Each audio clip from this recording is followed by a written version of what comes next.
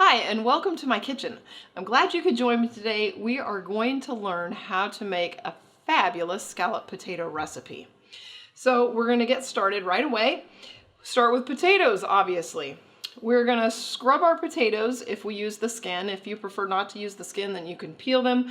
You want roughly 5 cups of potatoes, and you're going to dice them.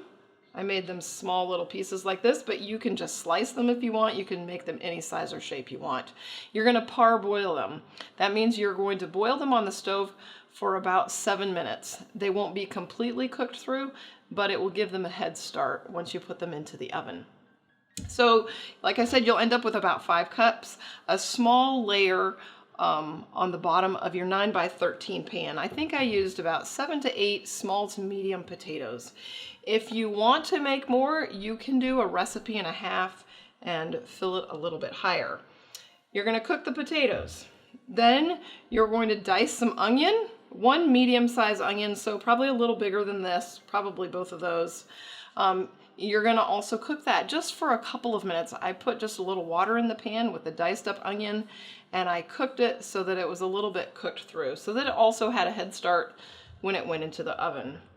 So then we make our cream sauce, and the base is cashews.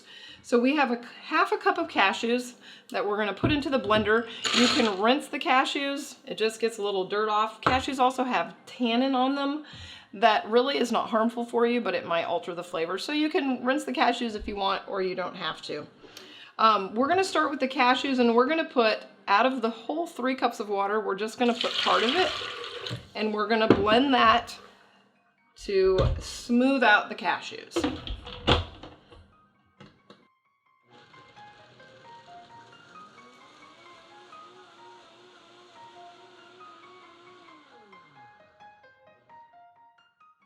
All right, so we blended that for about a minute in our high-powered Vitamix blender.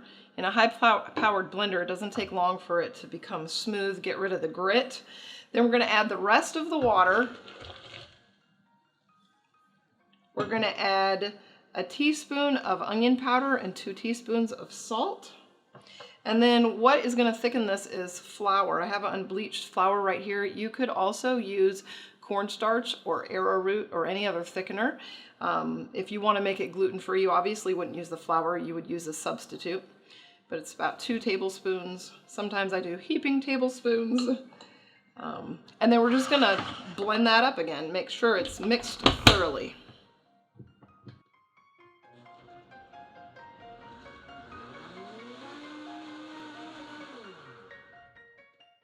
I just did that for another 30 minutes, or 30 seconds rather.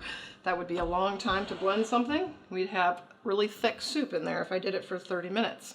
So now we're going to take our potatoes that are already in our pan. We're going to sprinkle the parboiled onion on top. If you don't like onion, or if you're allergic to it or something like that, you can leave off the onion. Still very good. But I love onion and I like to put it in everything. So the more onion, the better, to some extent. Then on top of that, we're going to sprinkle basil. No specific amount, just to our liking. Just going to sprinkle it over the potatoes and the onions. It gives the scalloped potatoes a really nice flavor. And then all we're going to do is pour the cashew milk over the potatoes, onions, and basil.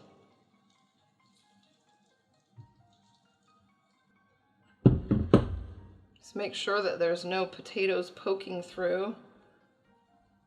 And then we're going to put this into a 400-degree oven that's already preheated, and we're going to bake it for about 25 to 30 minutes. You don't have to cover it. You're just going to bake it until it is thick and bubbly, and it will be delicious. So let's pop it in the oven.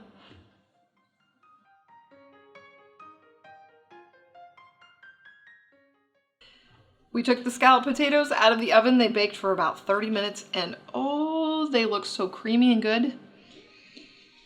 And if you could smell them, oh, your taste buds would start to water and your stomach would start to churn because they smell great. So I can't wait to eat them for lunch. I wish that I could invite you over.